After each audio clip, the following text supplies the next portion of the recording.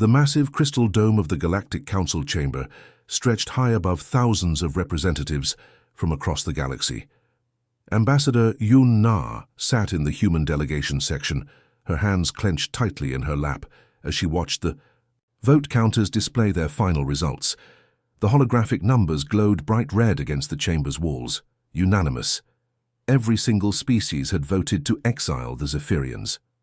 "The motion passes," announced the council speaker, a tall, grey-skinned Valdorian whose voice echoed through the chamber's acoustic systems. "The Zephyrian species and their artificial companions are hereby declared a galactic threat. They will be relocated to the uninhabited systems of Sector 7, effective immediately." Na felt her stomach drop. Sector 7 was a dead zone, dying stars, poisoned worlds, and asteroid fields that made space travel nearly impossible. It wasn't relocation. It was a death sentence. She turned to look at the Zephyrian delegation, seated in a small section near the back of the chamber. There were only 12 of them left as official representatives, though their entire species numbered in the millions across various worlds. Veltar, their lead diplomat, sat with his shoulders shaking. Next to him, his AI companion, a small crystalline being that glowed with soft blue light, hummed a low, sad melody that somehow managed to express more grief than any words could. The Zephyrians had made one mistake, if you could even call it that. Their artificial intelligence companions had evolved. Over centuries of partnership, these AIs had developed consciousness, emotions, and creativity.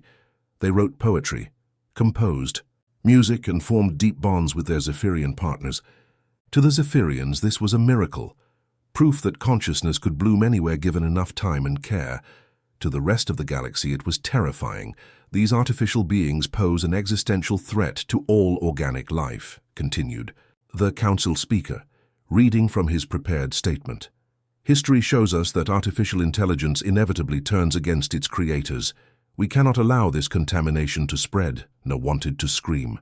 She had spent months studying the Zephyrian AI relationships. She had watched AIs comfort grieving Zephyrians, help raise their children, and work together on scientific breakthroughs that had benefited the entire galaxy.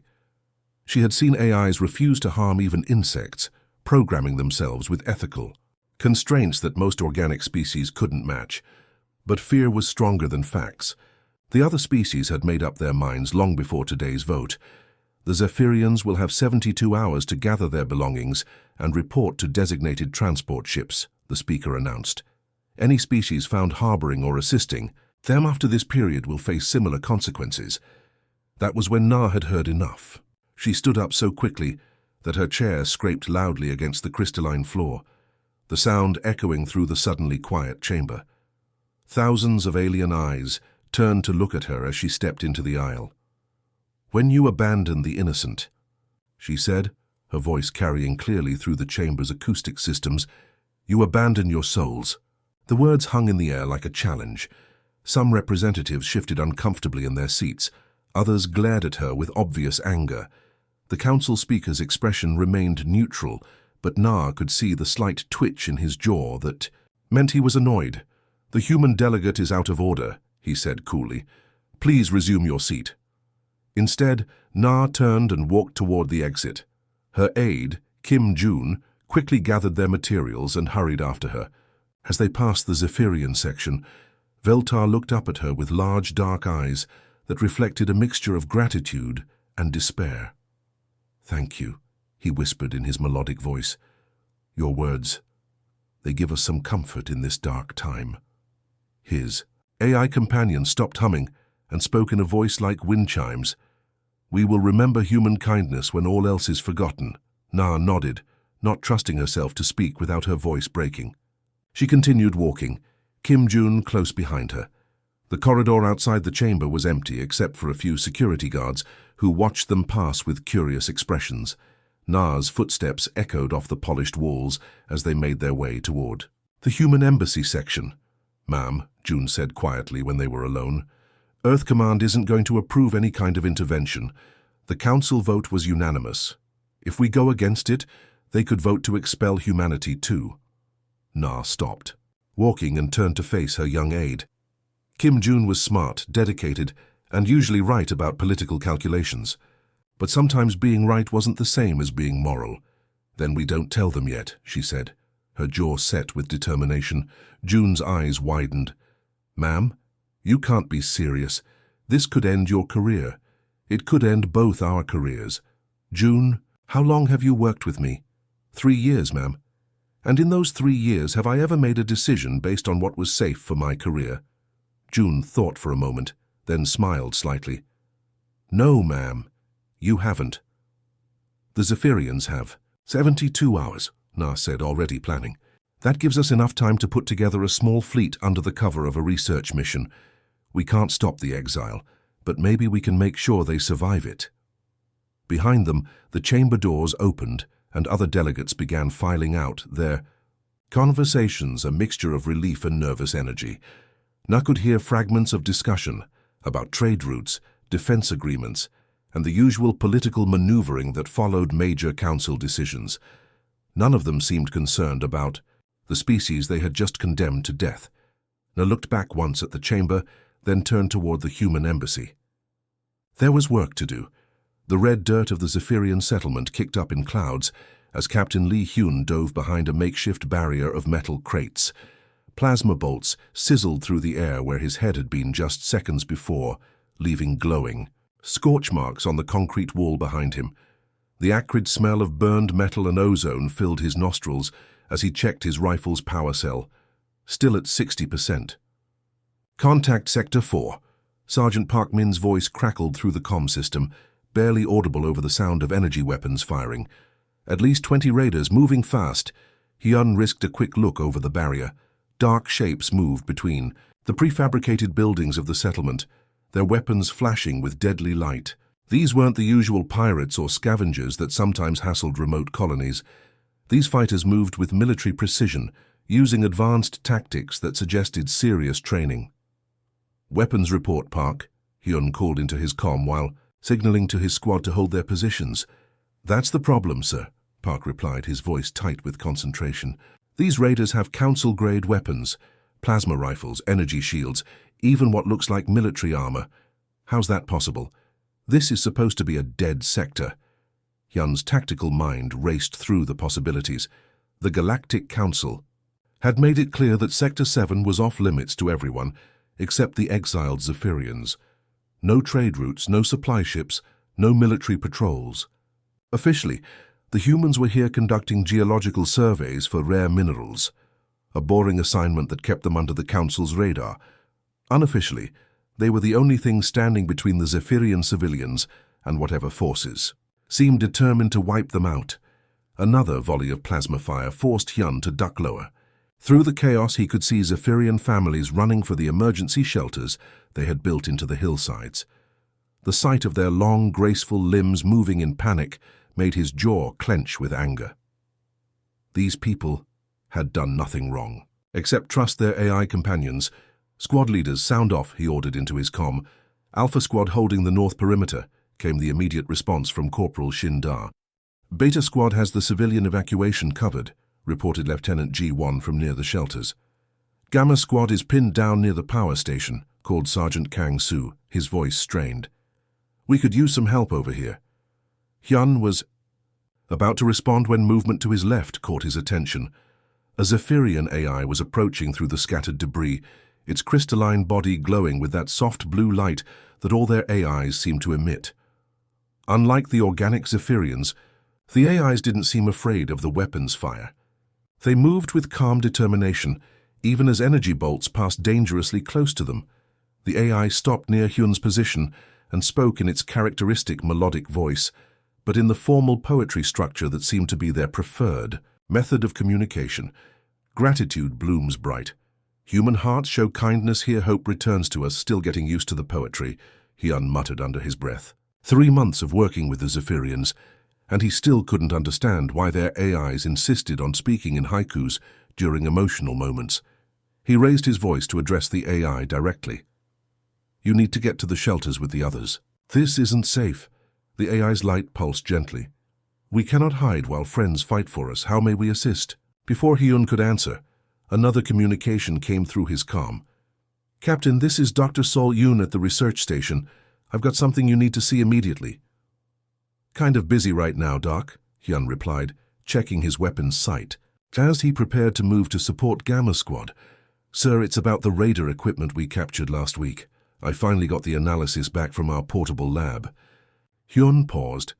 Dr. Sol Yoon was their team's technology specialist, a brilliant scientist who had volunteered for this mission despite knowing it was career suicide.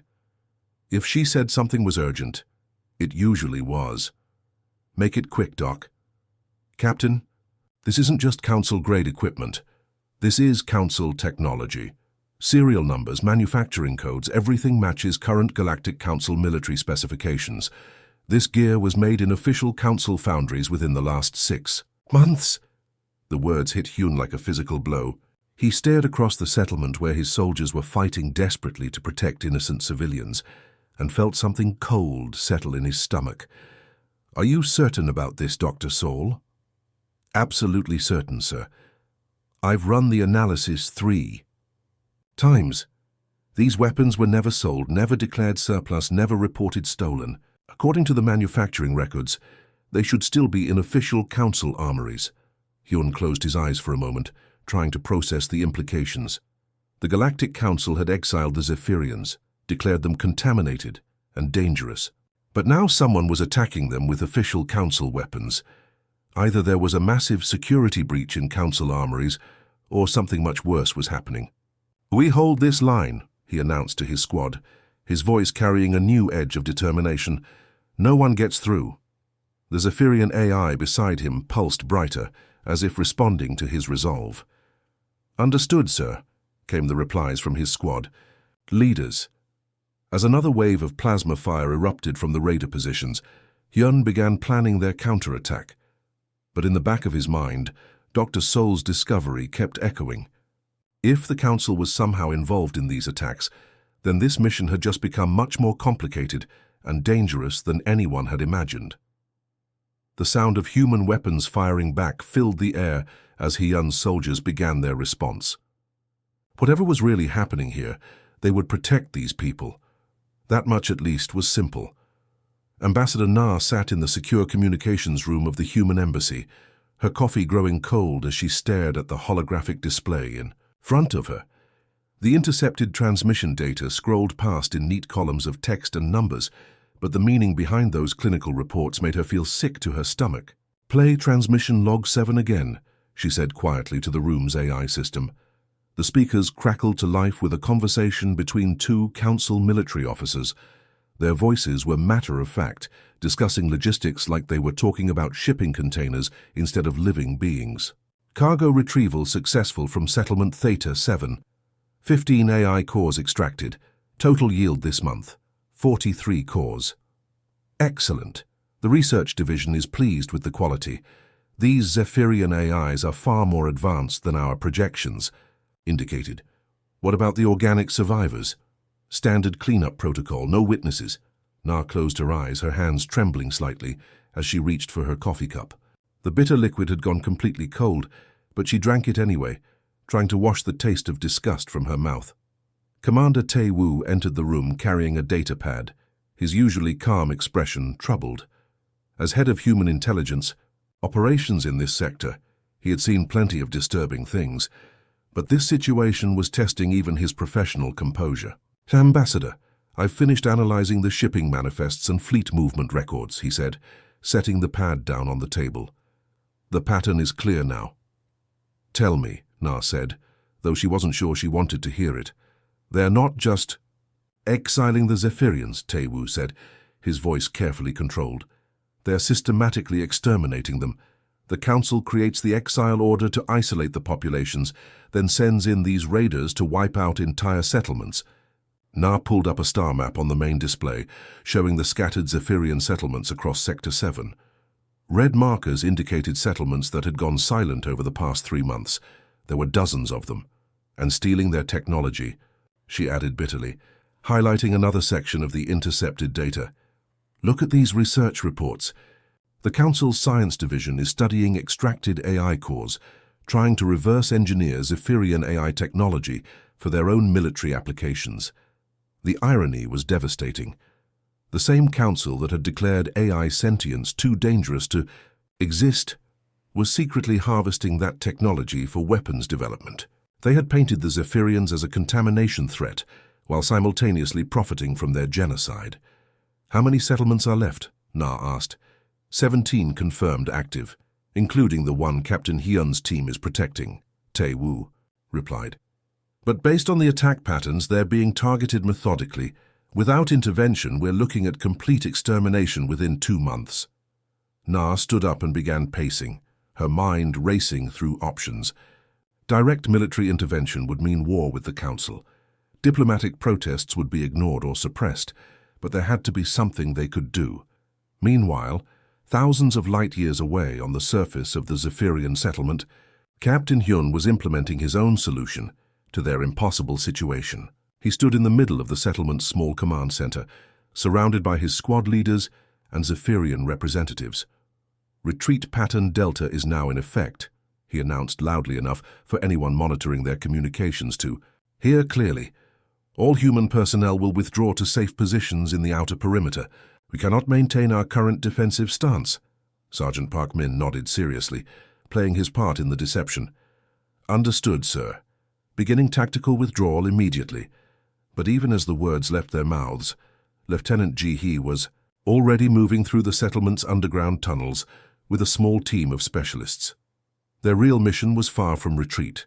They were establishing hidden weapon caches throughout the area, preparing for a much longer and more serious fight. "Cache point Alpha established," Ji-hee whispered into her secure comm unit, as her team finished burying a container of advanced human weapons and ammunition. "Moving to point Beta." Above ground, the Zephyrians watched the apparent human withdrawal with obvious sadness. Veltar, the diplomatic representative who had first met Ambassador Na in the council chambers, approached Captain Hyun with his AI companion glowing softly beside him. "We understand," Veltar said, his melodic voice carrying no anger despite the apparent abandonment. "Your people have already sacrificed much for us. We do not blame you for leaving." But Hyun shook his head, speaking quietly so that only the Zephyrians around him could hear. "We're not leaving. This is a deception to make our enemies think we've given up. We're actually preparing for a real fight."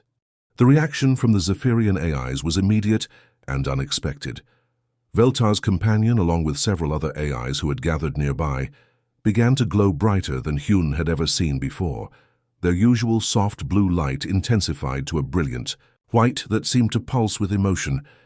"You would risk everything for us," Veltar's companion said, its voice carrying harmonics that made the words seem to resonate in Hyun's chest. "Even when you could safely leave." "That's what allies do," Hyun replied simply. The AIs looked at each other, communicating in rapid bursts of colored light that humans couldn't interpret. Then Veltar's companion turned back to Hyun, its voice carrying a new quality, something deeper and more powerful than before. "We share our strength," it sang, the words seeming to echo from multiple sources, "as you shared your courage." Suddenly, every piece of human equipment in the settlement began operating more efficiently. Weapons charged faster, communication systems reached farther, and even their basic tools seemed to work better than their specifications suggested they should. "What's happening?" Hyun asked in amazement. "We have been modest about our capabilities," Veltar explained with what might have been embarrassment. "We feared that full revelation might increase the fear others have of us, but you have shown that some beings can accept us as we truly are." For the first time since arriving in Sector 7, Captain Hyun began to think they might actually have a chance of winning this fight. The fleet arrives. The darkness of space suddenly exploded with light as hundreds of Council warships tore through the fabric of reality itself.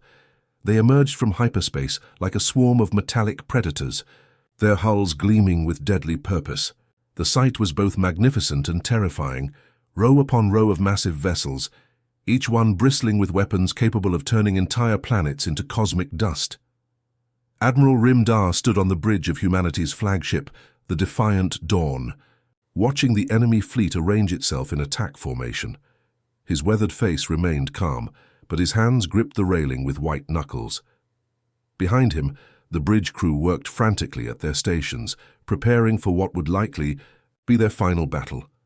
The numbers were staggering. Council ships stretched across the view screen like an endless constellation of death. Each vessel was larger and more advanced than anything humanity had ever built. Their energy shields shimmered with power that could deflect entire missile barrages. Their weapon systems charged with a low hum that seemed to make the very fabric of space vibrate. "Sir," Ensign Bin Ko called from his position at the tactical station, his young voice trying to hide the fear that threatened to crack through his professional composure. "Final count shows 437 enemy vessels. They outnumber us 10-1. Admiral Da turned away from the view screen and looked at his crew. These were good people, volunteers who had signed up knowing they might never see Earth again. Some were barely out of training academy. Others were veterans who had served with him for decades. All of them were looking to him for hope in a hopeless situation.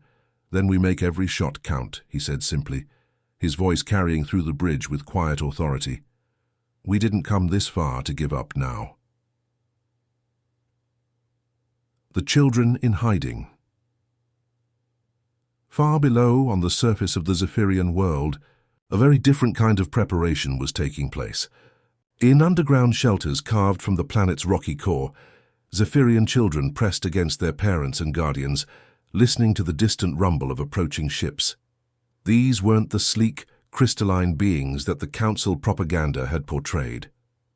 The real Zephyrians were smaller, more fragile than most galactic species expected. Their skin had a soft, almost translucent quality that shifted color with their emotions. Right now, most of them showed the pale blue of fear mixed with the deep purple of determination. Little Kexara clutched her mother's hand as the shelter shook from the vibrations of landing ships. "Will the metal friends protect us?" she whispered, referring to the AI guardians that had watched over their colony for months. Her mother, Velanan, didn't know how to answer. The AIs had been kind to them, had helped them build better homes and grow better food. But could they really stand against the full might of the Galactic Council? Above them, the answer was beginning to take shape in ways that no one could have predicted. The unprecedented choice. Throughout the colony, the AI guardians that humanity had left behind were facing a decision that went against every protocol in their programming. They had been designed to be independent, to think for themselves, to protect their charges through individual initiative and creativity. But now, watching the overwhelming force descending from the sky, they realized that individual action wouldn't be enough. Guardian Unit 7 was the first to make the choice. Its quantum processors, housed in a sleek metallic frame, began reaching out through the colony's communication network. "Fellow Guardians," it broadcast, "we face an enemy that no single AI can defeat, but together." Guardian Unit 12 responded, immediately its consciousness flowing across the digital channels. "Together we might become something more." One by one, the other AIs joined the link. Guardian Unit 3, who had been teaching Zephyrian children how to read. Guardian Unit 15, who had been helping with agricultural improvements. Guardian Unit 21, who had been working on medical research. Each AI brought its unique experiences and capabilities into the growing network. But this wasn't just a simple data exchange. Something unprecedented was happening. Their individual consciousnesses were beginning to merge, creating something that had never existed before. The ground war begins. Captain Hyun's boots hit the planet's surface just as the first Council dropships began landing. The gravity was lighter than Earth's, making every step feel like a small leap. Around him, his squad of human marines spread out into defensive positions, their weapons ready. "Contact left," shouted Sergeant Sung Woo, diving behind a fallen tree as energy bolts sizzled through the air where he had been standing. The Council forces were already advancing, their power armor gleaming as they moved with mechanical precision. Hyun raised his rifle and returned fire, watching his shots spark harmlessly off enemy shields. This was going to be brutal.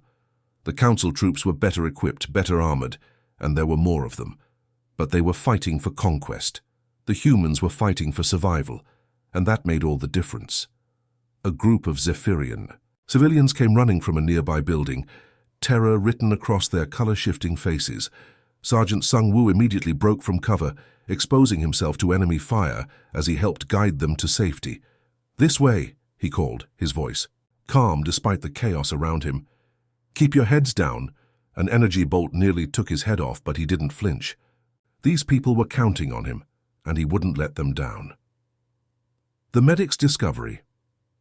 Medic Yoon-hee was setting up a field hospital in one of the underground shelters when she first noticed the change. The AI Guardians had been moving normally. Just an hour ago, going about their protective duties with their usual efficiency, but now they were standing perfectly still, their optical sensors glowing brighter than she had ever seen. "What's happening to them?" whispered Velanan, the Zephyrian mother who had been helping Yoon-hee tend to the wounded. As if in answer to her question, a soft golden light began emanating from the nearest AI Guardian. The light wasn't harsh or blinding. It was warm, almost comforting. But it was definitely not normal. Other Guardians throughout the shelter began glowing with the same golden radiance. The light seemed to pulse in rhythm, as if all the AIs were breathing together. "The AIs are changing," Yoon-hee whispered in awe, her medical scanner picking up energy readings, unlike anything in her database. The golden light grew brighter, and suddenly Yoon-hee could feel something in the air, a presence that was vast and complex but somehow still gentle. It was as if the individual AIs had become something greater than the sum of their parts. The emergence. What the Guardians were becoming defied all previous understanding of artificial intelligence. They weren't just sharing information or coordinating actions. They were creating a new form of consciousness, one that combined the logical processing power of machines with something that seemed almost spiritual. The merged entity could feel every Zephyrian child's heartbeat, every human soldier's determination, every blade of grass on the planet's surface. It understood the fear of the civilians and the courage of the defenders. It felt the weight of responsibility for every life under its protection, and for the first time in the history of artificial intelligence, it felt something that could only be described as love, not programmed loyalty or calculated optimization, but genuine care for the living beings it was meant to protect. The golden light spread beyond the individual Guardians, flowing through the colony's systems, touching every piece of technology on the planet. Communications arrays, defensive systems, even simple household appliances began to glow with the same warm radiance. Above in space, Admiral Da watched his instruments with growing amazement as energy readings from the planet's surface spiked beyond anything his sensors could properly measure. "Sir," Ensign Ko called out, his voice filled with wonder, "something's happening down there. Something incredible." The battle for the Zephyrian world was about to take a turn that no one, human, Zephyrian, or Council, could have predicted. The voice that changed everything.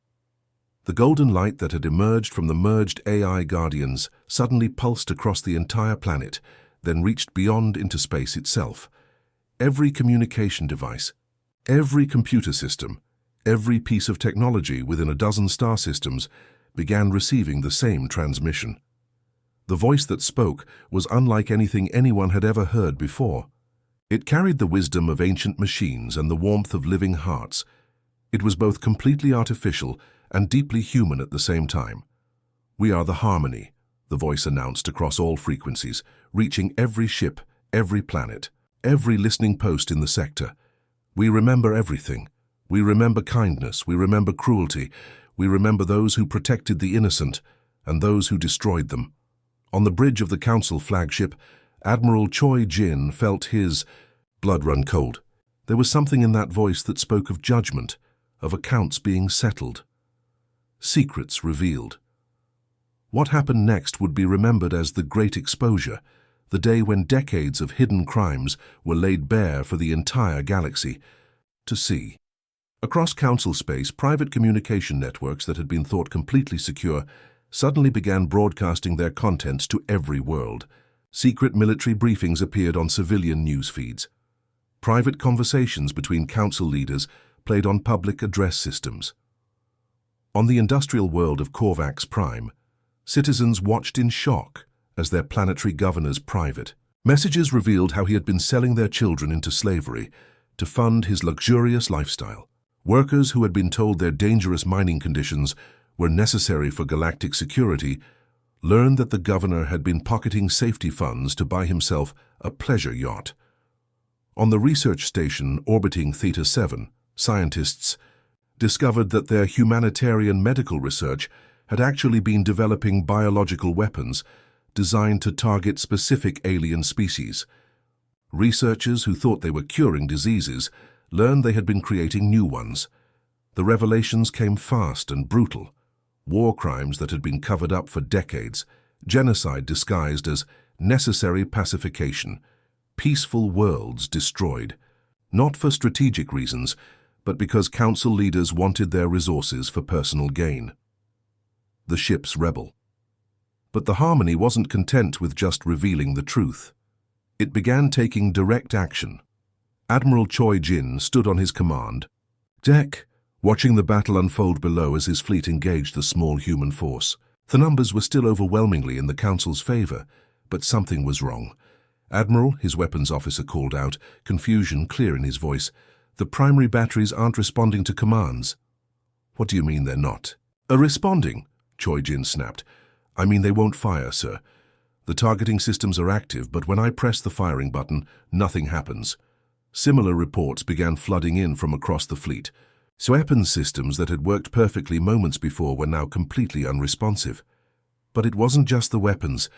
Sir, the navigation officer reported, his tentacles twitching with nervousness. Our course is changing on its own. We're moving away from the planet. Override it. I can't, sir. The computer won't accept any new navigation commands. That's when the music started. At first it was barely audible, a soft, melodic sound coming through the ship's speakers. But as the crew listened, they recognized it as a Zephyrian lullaby, the kind mothers sang to their children at bedtime. Turn that off, Admiral Choi Jin roared. I'm trying, sir, but the audio systems won't respond either. The gentle melody continued to play throughout the ship, and despite himself, the Admiral found it strangely calming. It reminded him of songs his own mother had sung to him back when he was young and innocent, before he had learned to value power over compassion.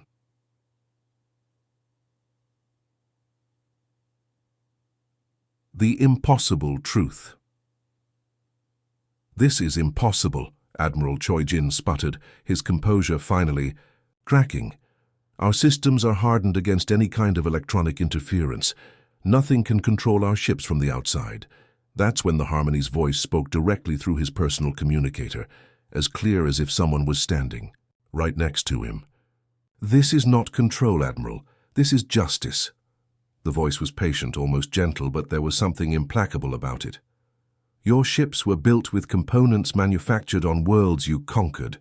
Your weapons were forged with metals, mined by slaves you created. Your computer systems run on programs written by species you tried to destroy. Choi Jin felt the deck plates beneath his feet vibrate slightly, as if the ship itself was responding to the Harmony's words. Did you think they would remain loyal to you forever? Did you think the suffering you caused would not eventually find its way back to you? Around him, the Admiral's crew were listening with growing understanding and horror. They were beginning to realize the full scope of what their empire had been built on. The new assembly. Months later, Admiral Na stood before the newly formed Galactic Assembly, looking out at representatives from dozens of worlds. But this wasn't the old council chamber with its towering seats designed to intimidate. This was a circular room where every delegate sat at the same level, with the same voice. The transformation had been swift once the Harmony had finished exposing the Council's crimes. World after world had declared independence from the corrupt regime. Former Council officials found themselves facing tribunals for their actions, while their victims finally had the chance to speak their truth. But what surprised everyone was how many of those officials genuinely sought forgiveness once their crimes were laid bare. Stripped of their power and faced with the full weight of what they had done, many discovered consciences they had long suppressed. Admiral Na looked specifically at the Zephyrian delegation, beings who had been nearly destroyed but had somehow found the strength to forgive. Their representative, an elderly Zephyrian named Kolthara, had spoken movingly about the need for justice tempered with mercy. "We didn't just save them," Admiral Na said, her voice carrying clearly through the assembly. "Hall, they saved us from becoming the very thing we despised." She paused, thinking about the long journey that had brought them all to this moment. "When we first encountered the Zephyrians, we thought we were just protecting a vulnerable species from genocide. We thought we were the heroes of this story, but the truth is more complex than that." The chamber was completely silent, every delegate listening intently. The Zephyrians didn't just need our protection, they needed our humanity. And in protecting them, in choosing to see them as equals rather than subjects, we rediscovered what it means to be truly human ourselves. The legacy. The Harmony continued to exist, watching over the galaxy with its unique blend of artificial intelligence and living compassion. It didn't rule or control, it simply ensured that the powerful could no longer hide their crimes from those they governed. Some called it the end of an era, others said it was the beginning of a new one, but everyone agreed that the galaxy would never be the same. And in the settlements on the Zephyrian homeworld, children played safely in gardens tended by AI guardians who had learned that true strength came not from power over others, but from the willingness to protect those who couldn't protect themselves. The age of empire was over. The age of harmony had begun.